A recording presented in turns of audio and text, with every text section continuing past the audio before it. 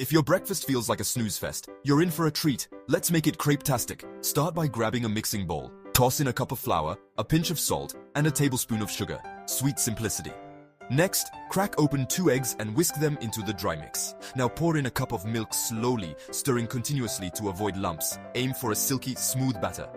Heat up a non-stick skillet on medium. A little butter goes a long way to give your crepes that golden edge. Pour a 1/4 cup of batter, swirl it around to coat the pan. Wait for it, and flip. Once golden on both sides, slide it off onto your plate. Top tip, keep it warm under a foil tent while you work your magic on the rest. Now, for the fun part, toppings. Go classic with lemon and sugar or lavish with Nutella and strawberries. And there you have it, folks. Perfect crepes, quick as a whisk.